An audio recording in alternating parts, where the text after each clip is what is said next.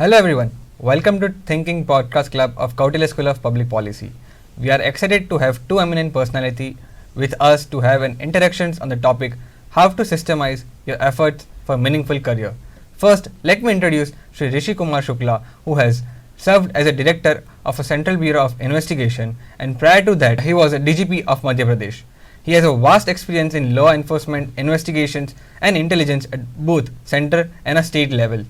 For 37 years, he worked as a dedicated police professional to establish and improve public institutions in order to provide common citizens with a safety, security and services. We also have with us Shri Arun Bhagat, who is a business leader with over 40 years of extensive experience in India and abroad, holding senior roles in line and support functions. He has also handled the talent management in the Middle East. In addition, he has also handled all aspects of a human resource before moving on to the successful career in corporate communications and advocacy and as a profit center business head. He has also worked as a GMS Group President of Corporate Affairs and Advocacy. We are glad to have both of you on our show. So to begin with, I would like to ask a question. What are the key components of a meaningful career? First of all, let me thank you for inviting us here to this wonderful studio which the Kautilya School of Public Policy established. We really enjoyed interacting with the young and bright students of this school. Now, as far as systematizing your efforts for a meaningful career are concerned, you should, follow what I normally call as the A, B, C, D and E for young professionals like you. A, for me, is awareness of everything which is around you. It does not relate to your actual field of studies, but what's happening around you in the world. This is the information age. We have to know what's happening and what is relevant to us. Then B is what actually I call is the business or the professional element of your activities. Learn your skills as best as you can. Most importantly, unless you know how to communicate with C, the efforts to learn your skills will remain where they are, but with the C you need what I call as D of discipline. The D of discipline is actually what takes you ahead in life. And finally, last but not the least, is the E. The E of what we are talking about today is your ethical behavior. So if I feel that in order to build up to the place where you are entering a field of career, you need to work on all five of these simultaneously. Sir, I would like to ask you that public policy in corporate world is an evolving field.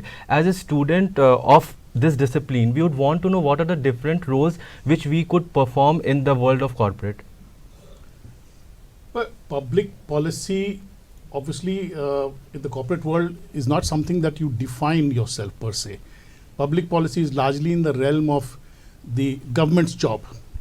But what you can do is that as part of the company where you are employed is to work on methods by which the public policy that is so drafted takes care of all aspects that you want to project. So typically in an organization, and this happens in most commercial organizations, you are part of some industry body where you advocate certain causes, you anticipate certain changes which are coming in public policy, and you project what is the desirable outcome that you seek to the government. So as students of public policy, this is certainly one area where you can contribute and contribute quite effectively. However, please don't expect that from day one you will be drafting public policy. You have to start right in the beginning and work your way through. It's important to know the business, as he mentioned, the business in which you are, to know what laws are applicable there, what are the current policies in place, and then of course work within the company to see how effectively they can be made better. Sir, I would like to ask, in a public policy field where network is one of the fundamentals for a meaningful career, so how should we have a conversations with other professionals to build a meaningful relationship? So when you meet and connect with people who have certain skills, the first thing you must be able to do is listen well, understand what they are trying to say, and then ask such questions which will allow maximum information to flow to you. Listening is an art which is very essential when you want to start a relationship, or let us say a first point of contact. You listen, and then wherever you can, you interject and say something which is important in the area in which the gentleman or the lady is speaking.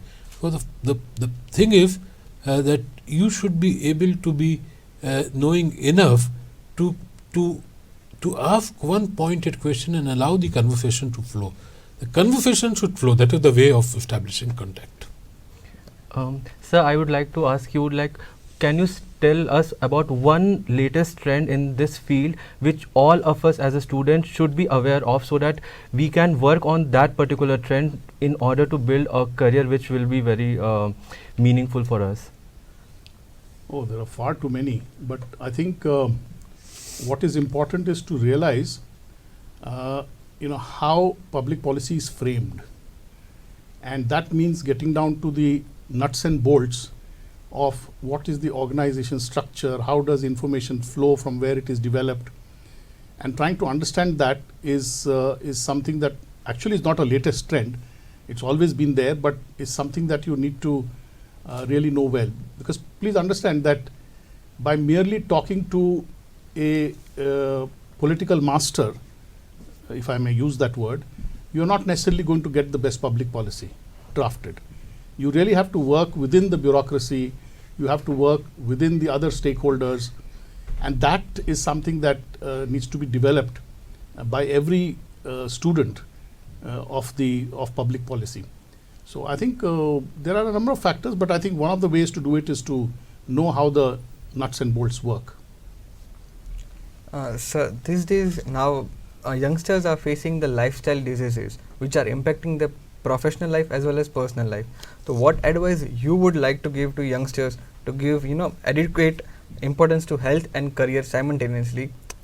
See, the saying goes, a healthy mind and a healthy body. Unless you have the energy, unless you have the physical strength to be able to work hard, you will get nowhere in your career. What I have seen is that probably the first 5 to 7 years of whatever career you are entering are the key years, are the years which establish your capacity to work, your capacity to deliver, and also to be able to your capacity to take away and learn from whatever you're doing. This is not possible unless you are physically fit. So physical fitness is absolutely one of the most essential part of your ability. So the important thing is, as I find that when you're entering a career too much of stress, you must be having one outdoor activity which takes away the stress and which you look forward to. Maybe it's running, maybe it's playing a game like a table tennis or any game which you can find time enough to, let us say, de-stress yourself and also allow your body to get stretched and your body to respond, your blood circulation flowing. The essence is, if nothing else, you can at least do some walking and jogging. And the best part to do is early in the morning, my friend. They also say early bird catches the worm. So if you are up early, the way when you begin your career, nights are always busy. If you say that I'll establish a routine when I exercise at night, it doesn't happen.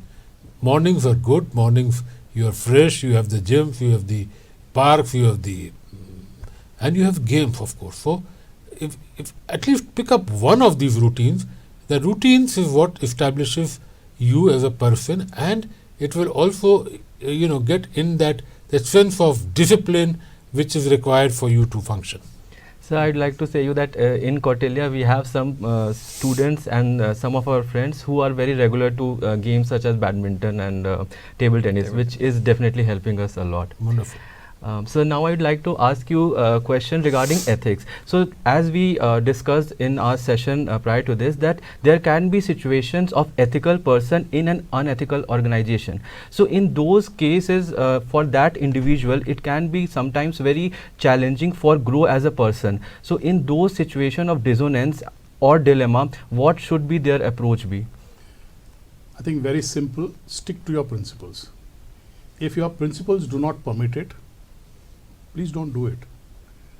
If however you feel that, well, it's not my principle, it's the organization's principle, how does it matter? Then it's another question. But I think sticking to your principles, you will be rewarded in the end. And I don't mean that you need to be rude or disrespectful or any such thing, but you can put your point across very well. And who knows, the person at the other side of the table may understand your point of view. I've seen examples of that, where people said, no, I mean, I don't agree to this, you please let somebody else do it. So talking about ethics and values, so there could have been several instances in your professional life where you wish something different could have been done instead of what was done. So would you like to share one such instances? Well, probably instances are too many to count, but what I will merely say is that, the outcomes are as essential as are the process to reach that outcome. And many a times, people do want shortcuts to be taken. People do want that there's a lot of media or otherwise adverse publicity. So do it fast. Now, doing it fast means often doing it wrong. So if you're able to navigate well, the thing is, how do you navigate? How do you put across the point of view that if this is what we do it in a better way, in a more efficient way, in a more professional way? Probably that is your ability to sort of work through those difficult situations where the questions are too many. In my so many years, I found that there were so many opportunities of having to say no to the person who wanted a yes. But if you are able to say yes or no in a manner, or take a route which sort of circumvents that difficult question and yet gets you the desired results in the manner which you want to, you'll have to work harder. You have to know more. You'll have to be better prepared. You'll have to deliver a simple illustration. There was a time when let's say there was a case of murder. In a case of murder, a minister comes in and half of his followers go up and say, "Sir, the police have written names of so many people. They were not all there. It's all a fabricated FIR. So please ensure that these innocent people are not arrested." So the minister asks that, "What do you have to say, Mr. Police Officer?" And then if you don't know about that matter, if you have not seen it, if you're not prepared for it, you won't know what to say. He'll say, "Yes, Minister, I'll look into it." The moment you say that, you are doomed, because then you are lost. So but if you're prepared, you say, "Minister, I know about this case. I had gone to the village. I have seen this was what happened, and such have actually happened, and we'll verify each person's." The moment you put in the details, the moment you know more than the other person, you have got your point across. So, but if you want to know more, you have to work harder. Otherwise, you won't know. But there are so many incidents happening all around you, but you're supposed to know each incident as if you have seen that incident. So that is a bit of a challenge. But if you don't want to stray from your path, you have to know more. So now we have come to the last question of this show, that public policy, the field of public policy is considered very unconventional, having very diverse set of opportunities. As a student, sometimes we go with a lot of apprehensions or insecurities regarding what will be our best pathway forward. So, sir, if you can give us some tips regarding how we should navigate our career path so that we could land up to a place which is desirable for us. Oh, it's a very, very loaded question. See, there can be, it all depends on what your interests are. Opportunities are many. There is opportunities in the corporate sector, opportunities with consultancies, opportunity with political consultancies nowadays, with NGOs, with international organizations. Now it all depends where your basic interest lies. And it's not to say that one is better than the other, but some people would like to contribute by way of working with an NGO. It all depends on your state of mind or what your thinking is, how you have been brought up. So certainly there is a lot of opportunity there, but it could be termed as activism too. So if you are ready for that, well, that's one path you choose. Political consultancy is something that is new and is fast catching up, and a lot of people are using it. And it's to do with mixture of statistics to psephology to psychology to sociology to all those dynamics within it. And if your interests are in that, that's a good field to go to. The corporate world is by far the most straight, if I may call it, because in most organizations there are departments which deal with the subject, and in most of the organizations what they would expect is that you draw up white papers, you go in depth into a particular area, study that, because the company may be, say for example, there's an organization which is wanting to get into the latest hydrogen fuel cell technology. Now what are the laws around it, what are the benefits, where can it be set up, and then going deep into that, preparing a paper for the company, trying to do more research. So it's more research oriented. And then of course also going to various government departments, relevant departments, getting more information is one more area. So it's not just about trying to get files moving or information from the inside, so to say, but it's also about more erudite, more educated way of working. And it's an interesting field. It's an interesting field, and I always have said that public policy is extremely critical as a field in today's world, because every aspect of your life has some connection to public policy, whether it's the bus that you travel in, or the share riding taxi that you are using, or the airport that you are going through, or the road that you are traveling on, or it's the consumer products that you are buying. Everything has got public policy in some way or the other. Thank you very much, sir. I thank you both for this insightful and engaging conversation, where we discussed about different aspects of public policy career, sticking to principles, the importance of healthy life, ethics. Thank you very much. We look forward to meeting you. Incidentally, as a passing shot, I may just add to his healthy lifestyle. Yes, sir. As some renowned person recently said, that if there are days on which you can switch off all your digital things, sir, and have a digital fast, there's nothing better for you. The fast of new era. Absolutely. Thank you very much. Thank sir. you. Thank you so much, sir. Thank you.